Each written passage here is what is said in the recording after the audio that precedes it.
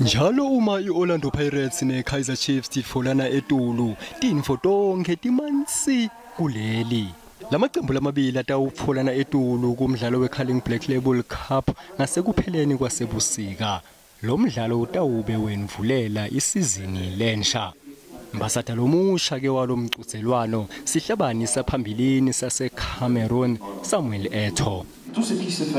Eto'o uthi umdlalo welibhola letinyawo uba mnanzi kakhulu nangabe balandzeli bagcwele enkundleni. Uthi ngibo balandzeli labenda kube mnanzi. The only game in the world that's driven by the fans is back. What's different this year, Thomas, is that it's going to be an 8 o'clock nighttime kickoff. So there's going to be some interesting stuff happening there. What isn't different is that we still believe in empowering our fans, in giving the power to the coaches, to the fans on the benches, as you said, the 12th player. Balandzeli batawuphindza babe nelitfuba lekutsi kube ngibo labakhetsa abadlali labafuna kubabona enkundleni.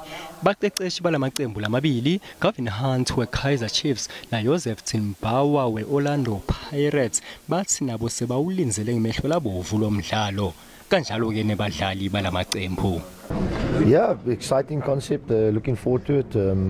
Yeah, it's a long way away, but yeah, we're looking forward to it. We'll see when we get there. What the supporters want always after games, they have always good ideas.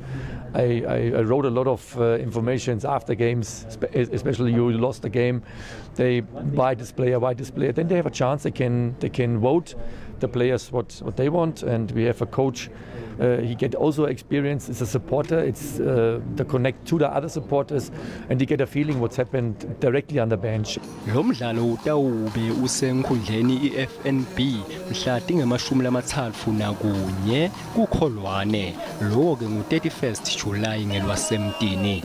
Mina ke ngingumduduzi Ndlovu. Leti tindzaba te-SABC ngiseJozi.